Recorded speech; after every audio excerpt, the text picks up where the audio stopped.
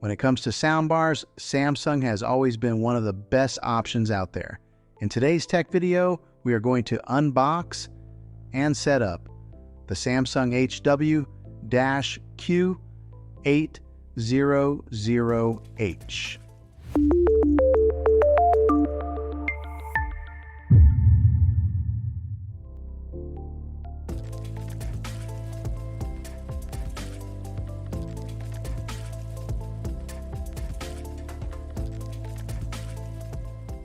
Okay, so here's the front of it, and on here you'll see where it's got the branding nameplate. There is a speaker with a soft covering right here. This is the back. It's got the big old hole here for the subwoofer outlet.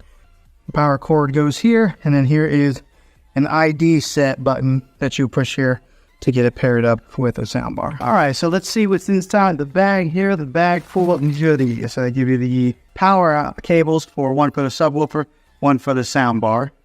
And good, they give me an optical cable here. I was kind of wondering that if I was going to have to order this separately, because a lot of times some of these companies will save costs by not sending you the right cables that you need. But here's the optical cable that I'll use to tie this in directly into the TV. Here's the other end of the power plug in the soundbar.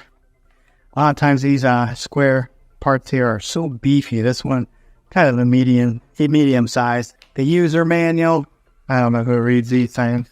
Okay, 2 angle brackets here to mount the soundbar if you were going to mount this onto the wall. I have a tendency of losing these things, but I'm going to be setting mine on the console underneath the TV right there, so I won't be using this. This right here is another part of the mounting bracket that kind of helps support, push it out from the wall. Some more nuts and bolts if you were going to hang it onto the wall.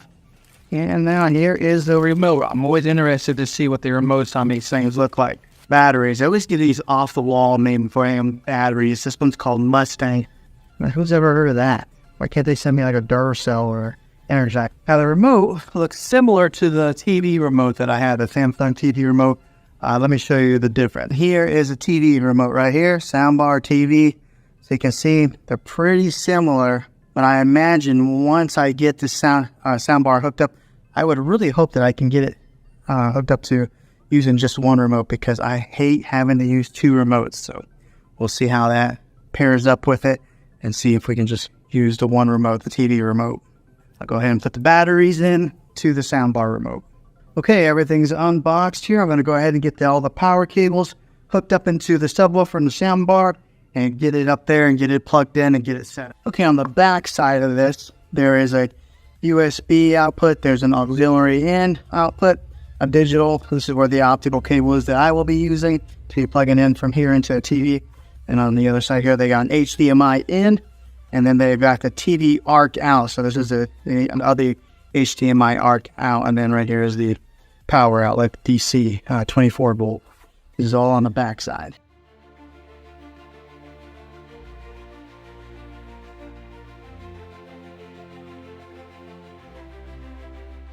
Okay, everything's all hooked in here now.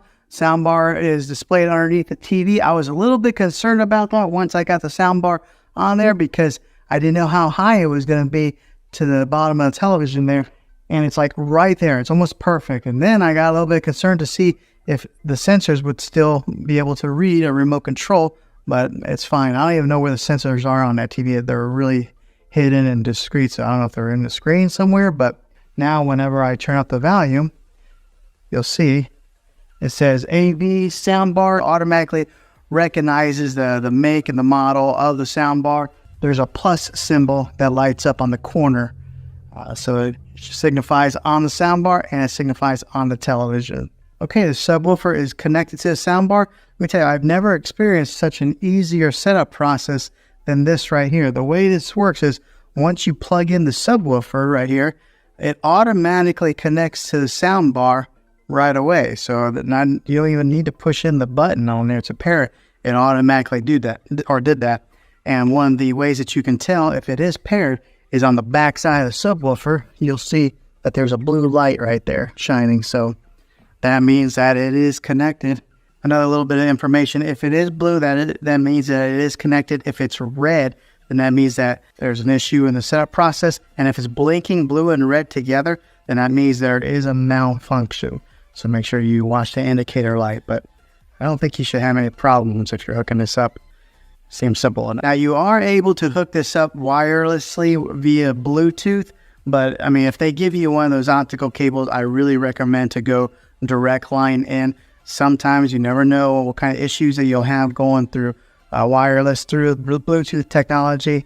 I know it's pretty solid, Bluetooth is, but if you can go wired in, definitely do that. So that's what I did, wired in. Okay, so the good thing is we were able to use the TV remote for the soundbar and TV together, so I will only be using one remote. No need to have two different remotes, one to run a soundbar or one to run a TV. Everything will be accessed through this one right here. This is a TV remote, so I like that. Less remotes is better. Okay, so we're going to do a little sound test to give you guys, I know it's going to be hard for you guys to really tell, maybe, depending on what kind of sound system that you have, if it's coming through your computers. But I'll give you guys a little test of what it's going to sound like. And I just did a little trial run. Let me tell you, it is a big difference between using a soundbar and just using the speakers on the TV. It gets pretty loud without having to turn it up very far. So much so that my wife is sitting behind me and she started squinting her eyes like that because it was just getting kind of loud for her. But listen in.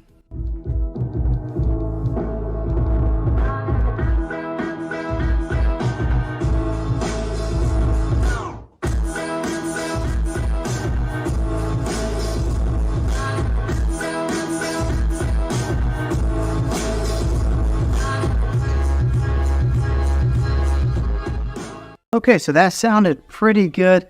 I'm very pleased with this purchase so far. Sounds like it's going to be a really good soundbar. Now, something to note here, the bass there pushes out through the back. In my particular surroundings, I've got it on a cornered wall right here. But when it pushes out, it kind of travels up, so we could hear the bass really well. I know everybody's environment is going to be a little bit different. I do have a higher ceiling, so some of the sound that comes out from the top of the speakers is going to have to travel up quite a ways to kind of fill the room, but it does push out from the ends here. We can hear that perfectly fine. So if you do have a lower ceiling, you should be able to hear it and get all that rich sound that comes from this sound bar. But yeah, it's pretty easy to set up and it sounds fantastic.